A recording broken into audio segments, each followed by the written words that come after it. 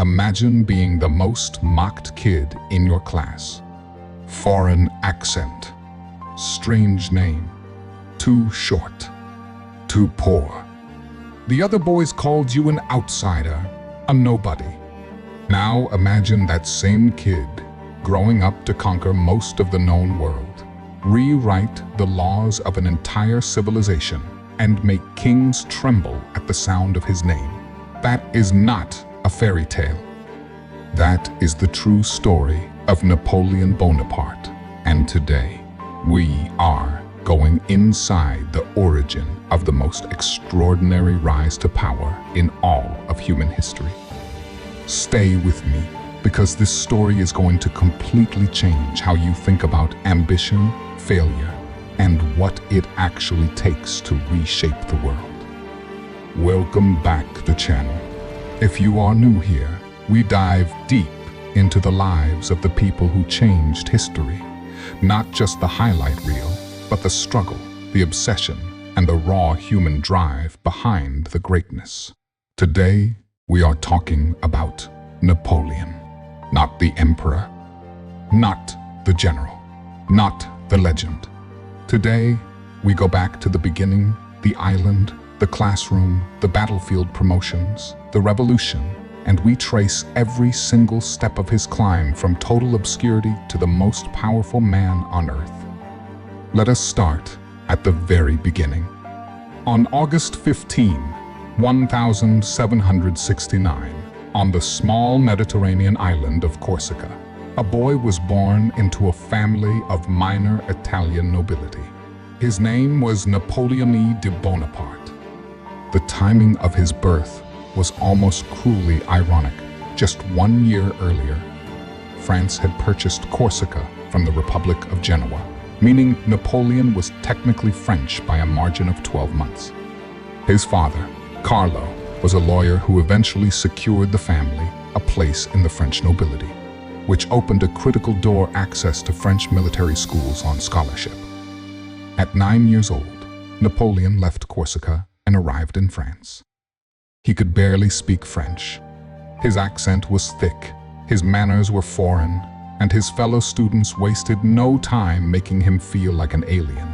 At the military preparatory school in Autun, and later at the prestigious École Militaire in Paris, Napoleon was ridiculed constantly. The other boys came from wealthy, established French families. Napoleon came from a rocky island most of them could barely find on a map. But here is what his classmates did not understand. While they were playing, Napoleon was reading, obsessively, voraciously, history, geography, mathematics, military strategy. He devoured books the way other children devoured meals. He was particularly fascinated by the great commanders of antiquity, Alexander the Great, Julius Caesar, Hannibal. These were not just heroes to Napoleon. They were blueprints. He was not escaping into stories.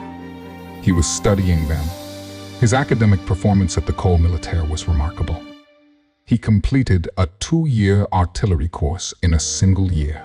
When he graduated in 1785, at the age of 16, he was commissioned as a second lieutenant in the French Royal Artillery. He was one of the youngest graduates in the school's history. The boy who had been mocked for being foreign was now an officer in the French military. But rank alone meant nothing without opportunity. And for the first few years of his military career, opportunity was frustratingly scarce.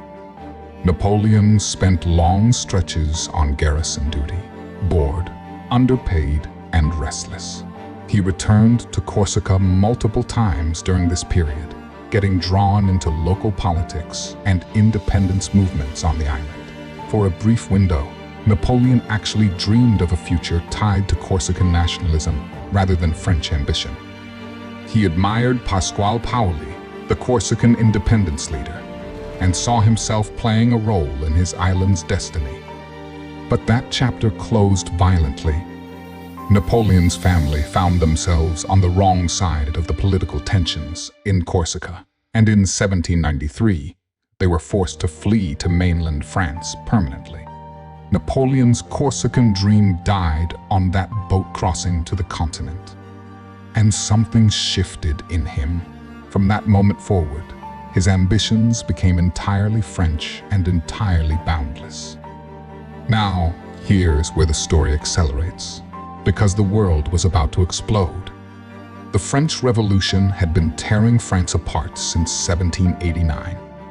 The monarchy had been overthrown, the king had been guillotined, and France was now a republic fighting for its life against enemies on every border: Austria, Prussia, Britain, Spain. Internally, the country was fracturing into radical factions. It was chaos. It was danger. But for a young, brilliant, ambitious artillery officer with no noble connections and no wealthy patrons, it was the greatest opportunity in the history of the world. The revolution had done something remarkable. It had cleared away the old aristocratic officer class. Suddenly, promotion in the French military was based on merit and battlefield performance, not bloodline and family connections. For Napoleon, who had neither money nor powerful relatives, this was everything. His breakthrough moment came in 1793 at the Siege of Toulon. A major French port city had been handed over to the British by royalist rebels. The Republican forces needed to retake it, and they were failing miserably. Napoleon, then a 24-year-old artillery captain, arrived and immediately identified the strategic key, a fortified hilltop position called Fort Mulgrave, which the French had been ignoring.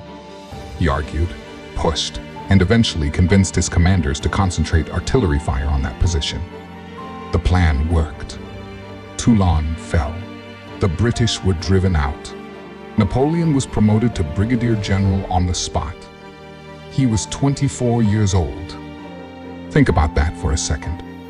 In a matter of weeks, he had gone from an unknown captain to a general in the French Republic's army, celebrated by the most powerful political figures of the revolution. His name was now known in Paris. He had earned the attention of Augustin Robespierre, brother of the infamous Maximilien Robespierre, who effectively ran France at the time. Napoleon was not just talented, he was visible. But then came the terror. Maximilien Robespierre was overthrown and executed in what became known as Thermidorian reaction in July 1794. Napoleon, associated with the Robespierre faction, was briefly arrested and imprisoned. For 2 terrifying weeks, his entire future hung in the balance. He could have been sent to the guillotine. Instead, he was released. The charges could not stick, but he was temporarily removed from active command and left in a kind of political limbo. This is one of the most important and overlooked periods in Napoleon's life, because it would have broken most men. He was 25. He had risen faster than almost anyone in France. And now he was sidelined, suspected, nearly ruined. He fell into a depression. He wrote letters filled with despair. He considered leaving France entirely. But the world was not done with him yet. In October 1795, royalist rebels launched an armed insurrection in Paris, marching on the National Convention with somewhere between 20 and 30,000 fighters. The government was panicking.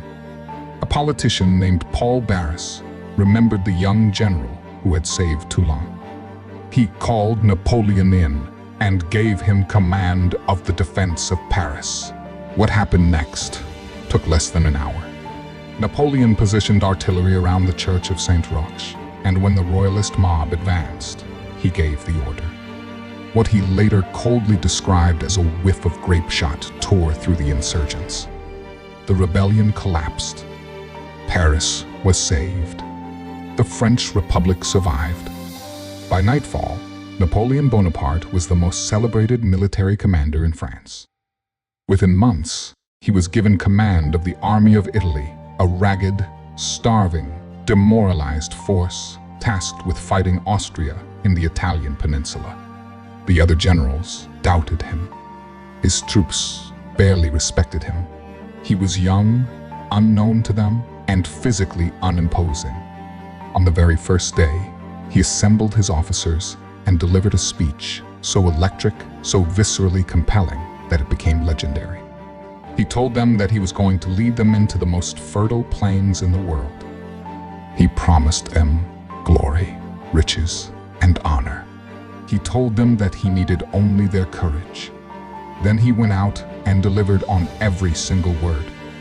The Italian campaign of 1796 to 1797 was a military masterpiece. In just over a year, Napoleon defeated Austria repeatedly, knocked the Kingdom of Sardinia out of the war in 2 weeks, and completely redrawn the map of northern Italy. He was not just winning battles, he was revolutionizing how battles were fought. Speed, concentration of force, psychological pressure, the ability to strike before the enemy expected it. He did not just outfight his opponents, he outthought them. By the time he returned to Paris, in December 1797, he was not just a general. He was a phenomenon. Crowds lined the streets to see him. Poets wrote about him. The Directory France's ruling government feared him and celebrated him in equal measure. They knew, even then, that they had created something they might not be able to control. Napoleon was 28 years old, and he was just getting started. What this story teaches us, and why it matters far beyond military history, is that Napoleon's rise was not luck. It was the product of relentless preparation meeting extraordinary circumstances. He was ready when the world cracked open because he had spent his entire life getting ready. Every book he read as a lonely kid in a French military school. Every calculation he made under fire at Toulon. Every lesson he absorbed from Caesar, from Alexander, from Hannibal, it all compounded into the moment when history called his name. The greatest opportunities in life rarely announce themselves clearly. They arrive disguised as chaos, as crisis, as the moment when everyone else is panicking. The question is whether you have done the work to be ready when they come. That is lesson of Napoleon's path to power.